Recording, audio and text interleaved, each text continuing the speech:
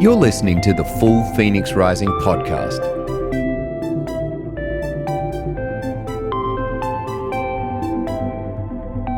A church as a positive disruption for good.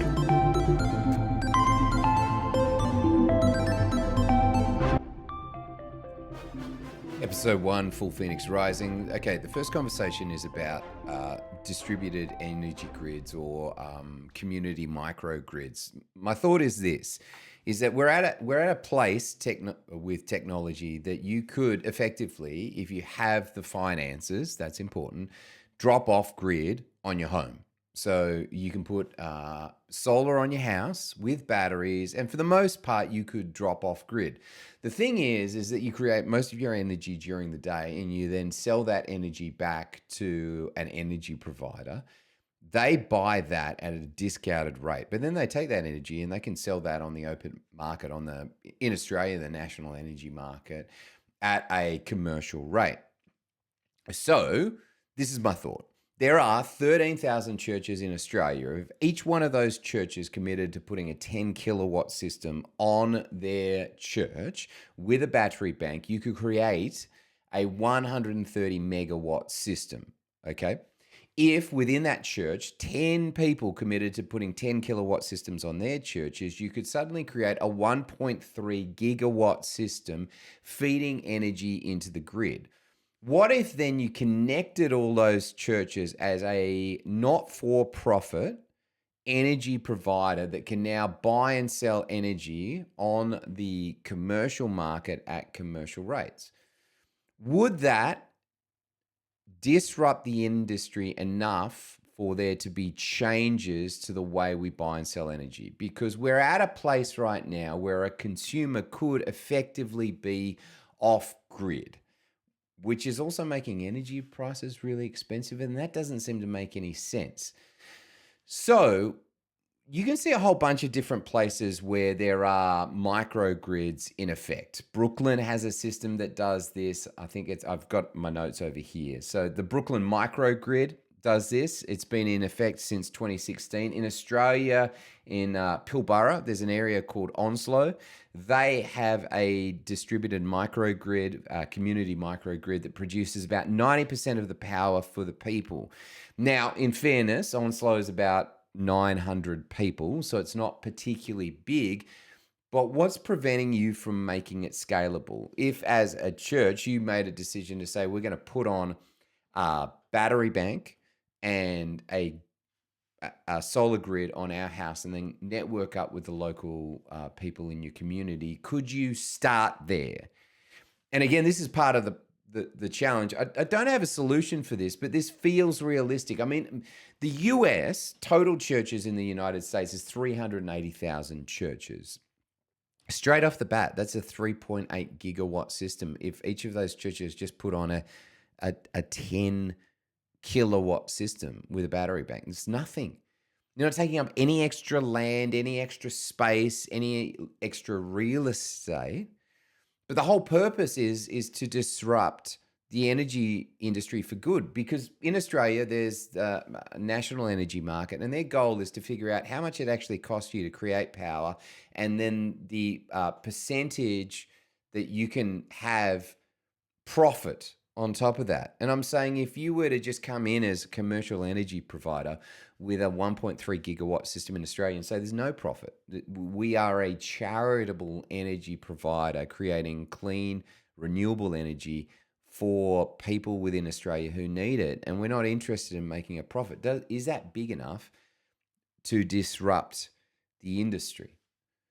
USA, 380,000 churches, a 3.8 gigawatt system. If 10 people in those churches did the same, it's like, what's that, 38 gigawatt system, 380 gigawatt system? It's enormous.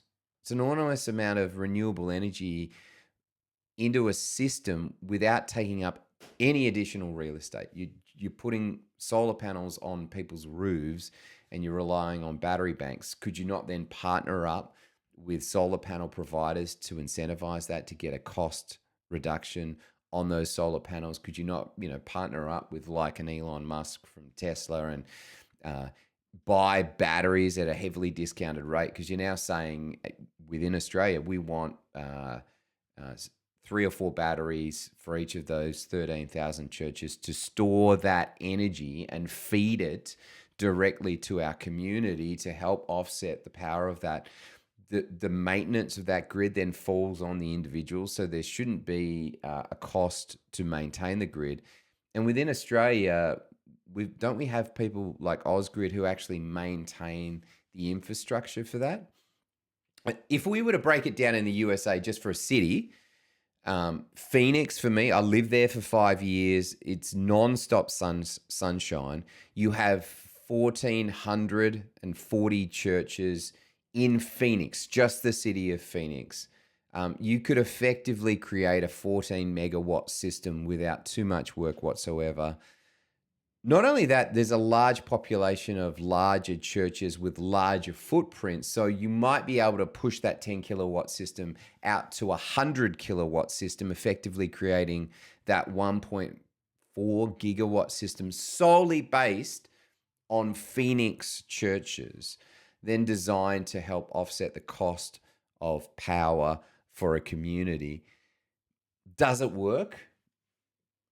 Where does it fall apart?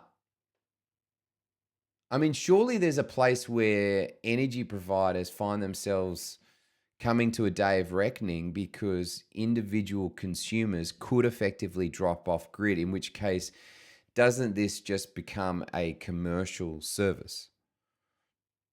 Where does this break down? How does this fall apart? The reason I say all of this is there new and creative expressions for the modern church where we can solve issues for people in new and creative ways?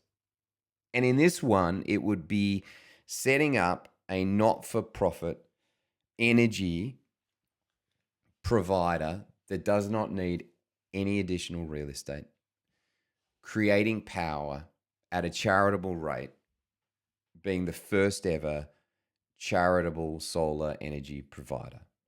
And we got footprints for how to make this happen. Onslow, you've got Brooklyn, you've got energy creators for indigenous communities in the USA, the Ranchera microgrid. In India, they're doing the same thing. It feels like the simplest way that a church could get on the same page and do something extraordinary for their communities. So my question is, where does this fall apart? Because it feels scalable. It feels like it could start with the church that I'm at right now. If we committed to putting on a large solar array on the roof of our properties with a battery grid and partnering up with people within our community, could we create a small scale version of this? How do we then buy and sell that at a commercial rate? Do we then have to become like a microgrid energy provider? In which case, what is the infrastructure that allows us to make that happen? Does this then benefit people in the community? Like if there was low socioeconomic people or people who just can't make ends meet right now because of the increased cost of living, could we then offset their power? Because the reality is that church is sitting empty a couple of days a week right now, just generating power. So could we provide that as a service to our community? What are the holes in this? What are the places where this is actually a reality? I mean, I don't want to just shoot it dead, but it just feels like the first step to something where you could completely disrupt an industry. Brand new energy provider. Here's 1.3 gigawatts of system that we can sell at commercial rates and distribute that to our people. What's your thoughts? Love to hear from you. Full Phoenix Rising, episode 1. There it is, 10 minutes, something to ponder. All right, I'll catch you again soon.